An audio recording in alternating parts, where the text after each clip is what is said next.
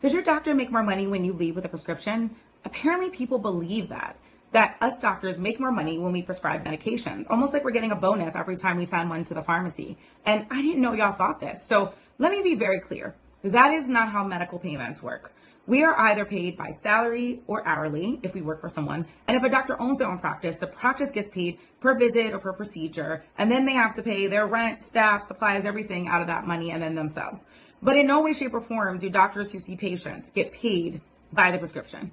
And by the way, if there is someone handing out prescription bonuses, I can assure you that I have been left off of that list for the past 20 years. Long before drug companies started marketing directly to you, the patient, through advertisements and commercials, those companies aggressively marketed to doctors first.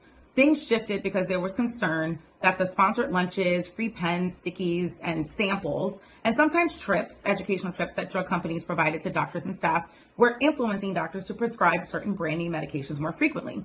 And even then, they still were not cutting folks a check. You cannot pay your bills with a stack of sticky notes. But everything's different now. The federal anti-kickback statute makes it illegal for physicians to receive payment for prescribing or recommending a specific drug. And under the Sunshine Act, folks in the public can see exactly how much money their doctor has received from a drug company. Keep in mind, that still includes if you go to a free educational lunch at the hospital sponsored by a drug company, but it's still public knowledge. So the people who are profiting from prescriptions are usually not the treating physician at all. They're the pharmacy benefit managers, insurance companies, and drug manufacturers who influence what gets covered, what the prices are, and what patients end up paying for. So if that's the case, why does it sometimes feel like your doctor is pushing medications on you?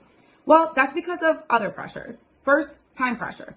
It takes far more time to talk to someone about nutrition and exercise, sleep, and stress than it does to just write a prescription. Most doctors are overbooked into visits that are so short that they're literally racing the clock all day just to stay on schedule.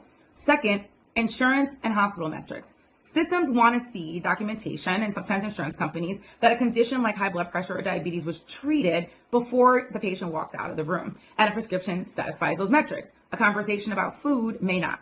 Third, and this part often gets ignored, is patient expectations. A lot of people come in wanting instant relief. They don't want to hear me talking about massage or chiropractor or physical therapy for their back pain, or nutrition and lifestyle adjustments for diabetes, or even that you don't need an antibiotic for that cold. And after enough patients reject those conversations, many doctors stop trying.